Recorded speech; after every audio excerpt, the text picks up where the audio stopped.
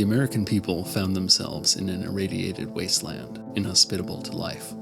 The crumbling infrastructure impossible to cross on foot. Desperately vying for resources that should have been plentiful, neighbor turned against neighbor, armed to the teeth.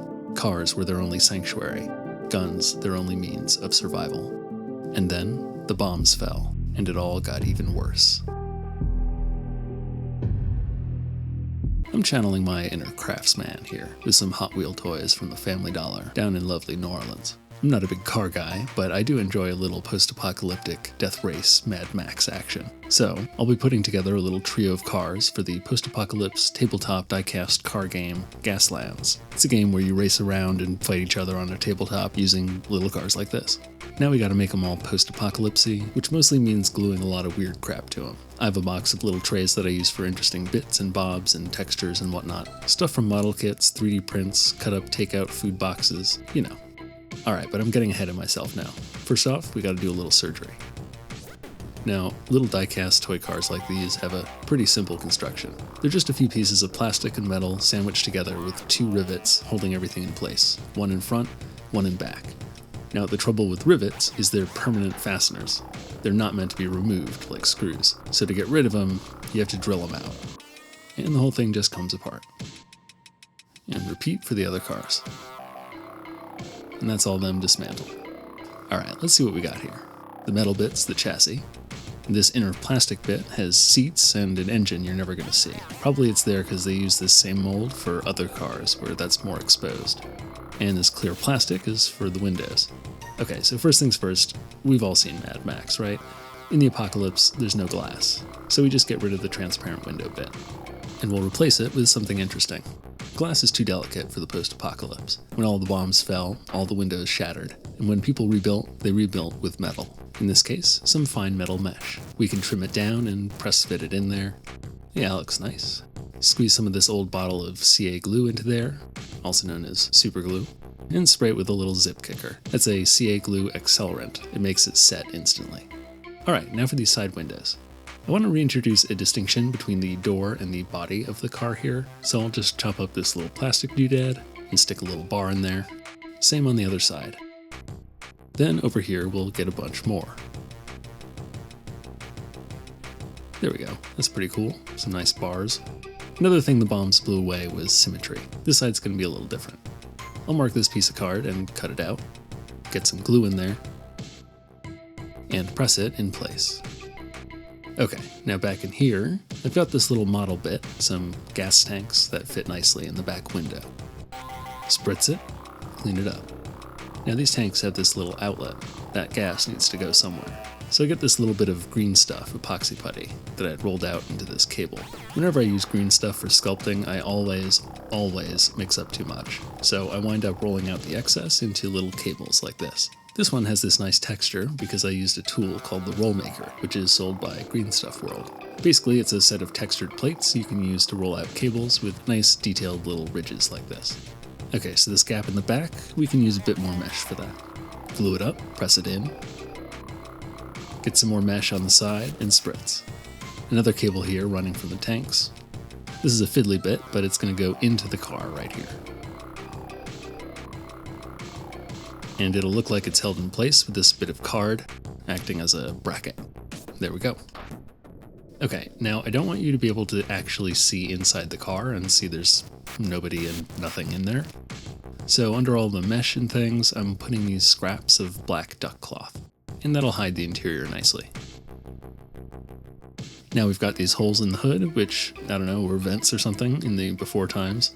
But in the post-apocalyptic future, keeping your engine cool isn't as important as shooting stuff. So vent holes are going to house turrets instead. And these are just bits and pieces from various model kits. I don't even know where from. Another little doodad back here.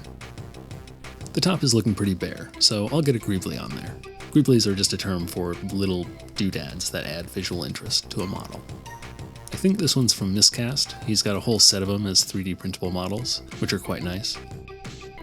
And then these turret holes have some gaps, so I'll stick some more bits in there to fill them. And now a test fit. Alright, I added too much crap on the inside and the bottom doesn't fit anymore. So I gotta cut it down. Okay, really it's the middle part that doesn't fit, so how about I just cut that part out entirely. And there we go, front and back. Now this hose needs to go somewhere. And you know when the bombs fell, they punched holes in everything. So you gotta have haphazard patches all over the place. Alright, and then this up top is just begging to be a turret. I like this little flamethrower nozzle bit. And a little Greeble on top. And some more little bits to make this connection look nicer. More Greebs. And another hose. And that'll go into the car through the back. Okay, getting the undercarriage back on there. And it rolls. Now I want these front wheels to have a little protection. So with some plastic and card, I build up a little wheel well thing and trim off the excess. I do the same, more or less, on the other side, but with some corrugated card this time. And shave that down. This front bumper could look a little meaner. So I'll stick this spiky thing on there. Now it's just some fine details left. A little mesh to fill a gap here, and some teeny tiny rivets that I made by punching through a pewter sheet with the back of a very small drill bit. I should really be using a thinner glue for this, but this bottle is open and I want to use it up. And I extend the exhaust with a bit of styrene tube. I do still have this one piece of tubing that doesn't go anywhere, so I extend it and make it go into the rear rivet hole, and hide the seam with a bit of card. And another one of these things fits really nicely back here. Oh, and these have to have license plates, of course. After the bombs fell, the Department of Motor Vehicles is the only government that survived. Last step is grit. Nobody has enough water to actually clean their cars in the post-apocalypse, so everything is permanently grimy. To achieve this, I just smear on some more CA glue and sprinkle baking soda onto it. The baking soda adds gritty texture and also doubles as a curing accelerant. Car 2 is more of a van SUV type thing. Same internal structure, metal chassis, plastic windows, plastic interior, and plastic undercarriage with the wheels. Here I'll start with some of that interior bit, that's also the grille and bumper, and I'll add this plastic thing as a kind of scary cow catcher. The post-apocalypse still has cows, but they're all feral now. As before, this has got to get cut down. The front bumper gets glued right to the undercarriage, same with the rear, which has these big spare tires. And then, as before, cutting down mesh and gluing it in place from the inside. Yeah, this glue is too thick. This gap up top needs a Greeble to cover it up. And some more, to make the whole thing more techy. Not everything needs to be functional. In the post-apocalypse, people just weld all kinds of crap onto their cars, because then strangers will see them and be like, what the hell even is that? And they'll get intimidated, go the other way. And all of this is really just a process of looking at what you've got and trying to intuit what it needs. Nothing's planned out, it's just like, okay, I've got this regular looking car and it needs to be a wacky Mad Max murder machine car. So what does it need? The overall shape of the car should be recognizable, but it also needs modifications that make it less sleek, more angular, more threatening. Not everything needs a purpose, but it should feel like everything could have a purpose. Okay, this is definitely a miscast Greeble, a big orky thing right on the hood. After the bombs fell, humans basically became orcs. You know, lots of exposed hoses are probably a pretty bad idea for death race cars, but damn if they don't look cool. A great big blaster cannon on the side, probably stolen from some high-tech military facility. As I said, I'm going to play Gaslands with these, but I'm not really thinking about their loadout. I'm just trying to make them look cool, and then I'll figure out how to stat them later. Here's a nice fat cable. Right into the back of that cannon. More mesh. More card. More green stuff cables. This car's feeling a bit more high-tech than the last one. Little side-mounted thing over here. Corrugated card in this window. And poke that cable through. Then I remembered I had an extra cast or two from my Crusade Machine episode, including this cannon. So clearly that's going on top. This thing is a tank. And then back here, whatever this thing is, like an auxiliary engine or something. A bit of textured plastic for this window. and even more Greebles. As before, I'm adding some black duck cloth scraps to black out the interior, and then glue the whole thing together, getting sloppy with the glue and adding a bunch of baking soda to accelerate and secure the bond, and act as grit and grime. And finally, the land speeder. This is a bit of a different look from the other cars, but the basic construction is the same. I like the big rounded front and the jet engine type things on the sides, but I do want to change its shape a bit and make it a little more car-like. So I can grab the window piece from the van, since I didn't use it at all, and cut it down a bit. Score those edges so the glue will stick to it better, same on the chassis, and glue it in place. Cool, it's a pretty good fit. I liked the aggressive bumpers on the other cars, so the speeder is getting the same treatment. This is from a 3D print I did to test the grip for a container I designed. It was a little aggressive. The key to getting it to stick is to just do one part at a time and slowly work your way around, using accelerant to get everything to set quickly. And then trim the rest. This is a coarser, tougher mesh than what I was using on the other cars, but with pliers I can bend it into shape, and this is going to go over the cab, like this, and I can just directly glue it in place. Now the seams are kind of rough, so I want to get some simple pieces on there to cover them up. And we'll get some more of that nice, fine mesh on the front. Bits of card help cover up nasty seams, and some shooty bits on the sides, and some more green stuff tubing to frame the windshield. And the top and bottom get some more bits as well. This is why it was nice to attach the mesh from the inside on the other cars. I didn't have to worry about the edges of the mesh being visible. Here's some bits of paneling. And then this model kit bit breaks up the mesh, kind of adding a spine down the middle of the car. Okay, and this is a fun detail, these little wings on the sides. They're 3D printed. I think they're meant to be shields. More bits, more panels, more hoses, and rivets. These are a bit bigger than the ones from before. Ooh, and here I can connect that jet engine thing with another hose. And then this is like a mace or something, but here I'm using it as a kind of antenna, and it makes it look like the car's moving fast. Another big miscast Greebles on top. And finally, Grime Time, followed by Prime Time. As always, this can be done any number of ways. The base coat can be painted on by hand with a brush, with spray paint, or like I'm doing here, with an airbrush. Just a simple black coat over everything. The undersides too. Now these are all big piles of machinery, so the next step is a metallic coat. I've mixed silver and black so that it stays fairly dark. Now of course, in the post-apocalypse, since the bombs blew away all the shelter and nobody cleans anything anymore, the cars get all rusty. So to introduce some general overall rustiness, we get a light spray of orange and some brown, which doubles as grime, and it can be pretty patchy, generally more intense down at the bottoms of the cars. And then one last light pass with pure silver to highlight the tops of the vehicles. In most post-apocalypses, when the bombs fell, they blasted away all the vibrant colors, and all that remains are gritty, grimy pigments tainted with dirt and oil. But not this post-apocalypse. Here, color is the last refuge of expression, joy, and hope. And so the vehicles, scary and dangerous though they be, are at least daubed with lovely, vibrant pigments. So the van is blue, and the sky will be red.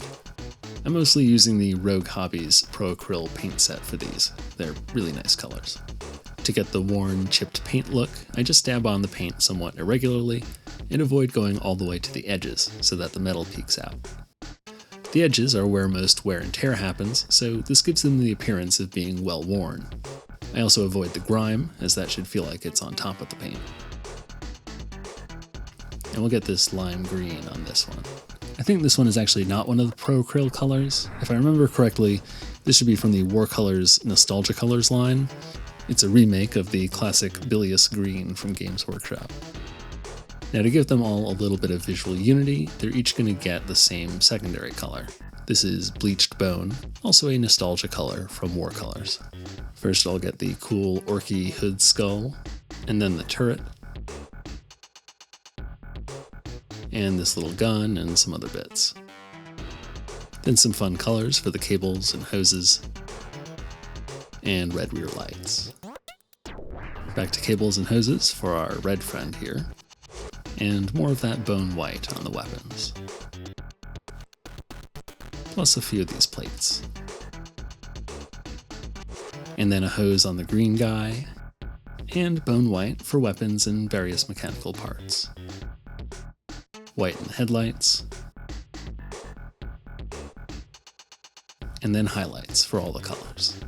I use pure white to highlight the bone white, getting the edges that aren't chipped and the raised parts, and a light touch of black wash to pick out some recesses for contrast, and then lightened versions of the main colors along the edges of the paint to really call out the border where paint meets metal, and on some raised prominent areas. Same for the hose detail here, which is the same color as the blue car, and then I move on to the red highlights.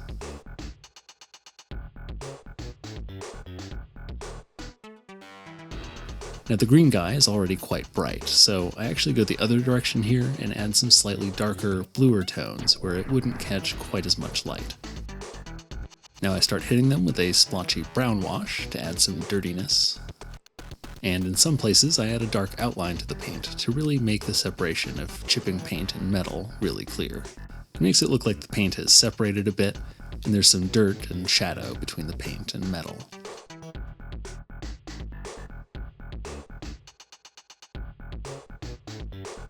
The dark lining also helps pick out little details all over. Now the metal bits get a light dry brushing with pure silver. This helps create a little more contrast and gives the impression of the dirt and grime receding and collecting in the recesses. And this generator thing could be a nice warning yellow. I think it adds to the cobbled together look. And then some more yellow can act as highlights on the green here. And these gas tanks can also get that warning color. As is usually the case, the yellow needs multiple coats to really become opaque. And here I'm mixing some gold and silver and red to get a more bronzy hue, just for a bit of variety in the metal. Not everything needs to be steel. It works nicely with the flamethrower turret. And I go back to black to get some details to pop a bit more. And as I do a bit more dry brushing and little detail colors, I just want to thank all of my supporters at paradiso.zone and on YouTube. Quite a few people have joined since the last video, which has gone a long way towards making everything I do under the Paradiso banner more sustainable. Everything from these videos, to TAT, the tabletop audio tool software I'm making, to my RPG books like Hundreds, Warped Beyond Recognition, and The Blades of Gixa. So thanks so much to you all. And if you like what I do and can spare a few bucks to help me keep doing it, consider becoming a member at my site, paradiso.zone, or on YouTube. YouTube folks get the big videos early and some YouTube-specific rewards, and Paradiso members get the other non-video stuff I make. Both get access to some members-only videos as well. You can also sign up for my newsletter for free, and of course, like, comment, subscribe, and all the rest. Thank you so much. As I mentioned, these cars don't get washed, so they need to get all dusty, with a tan dry brush in their nether regions. These three cars actually have names, which the crews that operate them also go by. And these names are, of course, on their license plates. After the bombs fell, the DMV is the only government left, so everyone's family name is the vanity plate of the car crew they're in.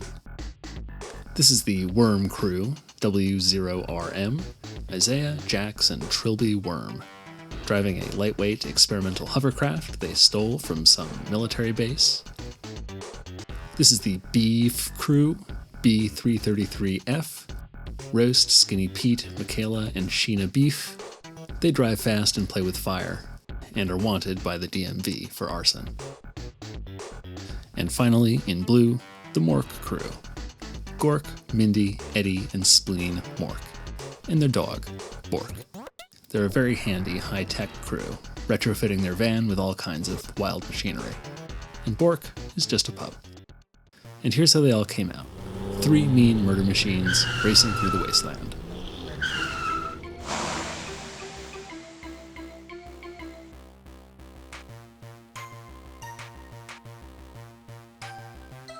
Thanks so much for watching. Be well, and I'll see you next time.